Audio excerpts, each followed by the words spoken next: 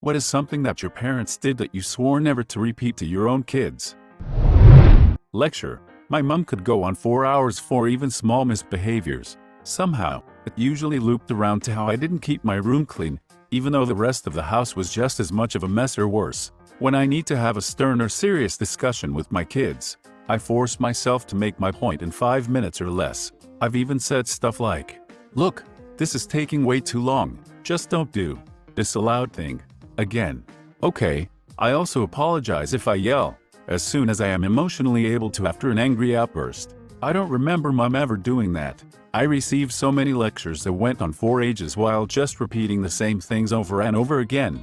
It was so frustrating to hear something said for the 14th time asked if I understood, and even when a yes answer was given, the lecture still continued. This is so relatable. If I were to tell my mom that she was going on and on about something little, she would only start complaining even louder. Sad face. Refused to admit I was wrong. The only semblance of an apology I've ever received from my mother was, "I'm sorry you feel that way." I don't think she's ever actually apologized or taken blame for her actions in my 30-odd conscious years. If I ever outsmarted my mom, it was considered attitude. I get her thought process. She of course had been around longer than a 13-year-old, so clearly there's nothing I could say to her she didn't already know. And she obviously knows better than me. My mom also never apologized. If it ever became clear she was in the wrong, she'd laugh and say she didn't remember saying that, or I must have had some sort of attitude and that's why she acted upset. That is not the philosophy I will bring to my kids. It's going to be a learning experience for the both of us. My dad would get mad at me sometimes too, and a lot of those times were warranted, and a lot were not. Anytime I proved him wrong, he'd apologize immediately, and leave it at that. One time when I was around 15, we were both being dongheads and didn't speak for a night. In retrospect, I was the main donghead, but he was a close second. He came in the next day and apologized anyway. He told me he was the adult in the situation and he hadn't been. He hated things being off with us, and he loved me. That is exactly how I hope to be with my kids. Be unapproachable. Come talk to me anytime about anything. Everything can be fixed. My mom was super liberal with the belt. She was also very religious and very judgmental, but she'd still have the nerve to always be like, "Why don't you talk to me about things?" Get loaded in front of them. Growing up in a family of drunks has soured me for the most part to drinking, even socially. I do partake occasionally, but not often. Deep down I feel alcoholism is in my genetics, so I steer clear unless the occasion is perfect. Constantly comparing myself to other people's kids and belittling my own achievements. That's just the equivalent of comparing your parents' wages, house or job with other kids' parents. My parents always did this to me and then got really offended if I tried to do it to them. Like if I dared mention a friend going on vacation, they'd be super offended at the comparison when it wasn't even that. It really sucked. Sad face. The thing people tend to hate the most is seeing their own negative traits in other people. Really poor food choices. My mom, trailer trash. I'm sorry, used to go every day to the 7-Eleven and get me a lunch of powdered donuts, a pop, and some chips. Every so often a sandwich in those little plastic triangles, or a chocolate bar. I used to think it was cool. But even at 12, I knew something was up. I remember my teacher one time came up to me and said, "Don't you ever have anything healthy?" I laughed it off, but I felt like it was anything to do to a kid. I know it's about health, but frick, that would be expensive. If you have no car, no kitchen, no time to cook, or no cooking skills, because your parents also had the aforementioned disadvantages, that's the best you'll get that your kid will eat for under $3. Sure. You can make rice and beans with frozen vegetables for cheap, but if you work 2+ jobs and don't have a full kitchen, you're not going to put in the time to force your kid to eat something like that. I taught free cooking, nutrition classes for families on food stamps, and the hardest part was getting them to sign up. WIC moms have to take classes, but generally prefer the online ones that take very little time if they have access to them. Once they got into class, I'd say 1 in 6 had some stupid idea about nutrition and wouldn't listen to me. Thanks Dr. Oz, and 1 in 3 was happy about the free food, but wasn't interested in putting effort into learning. The other half got a lot out of it, especially since we were trained to tailor our lessons to people with no kitchen, including no refrigerator, people with no transportation, people whose tastes revolved around fast food, people with kids, people with health issues, and people whose only exposure to nutrition was the food claims on the front like fat-free or all natural. Tell me I depress them when I confide in them. Sorry, dude. When I came out about it, my mom blamed me and said, "Why are you doing this to me?" Like I made up 10 plus years of depression to get at her or something. It's not a good feeling and I get it. God, yeah. I love my mom. But whenever I tell her how I feel, she makes me feel awful for telling her. I always make the mistake of confiding in her and then regret it each time. Redo things they've done, because it's not the exact way I would have done it. My mom would refold the laundry or remake my bed. Drove me nuts and made me feel like why even bother trying? I sometimes wonder if I was affected by the same kind of thing. Not exactly the same, but essentially. When I was a kid, my mom would tell me to clean my room and make my bed. I'd do exactly that to the best of my ability. Then I'd go get her so she could tell me if I was done. It almost never failed. She'd tell me that my room wasn't clean enough and my bed wasn't made enough.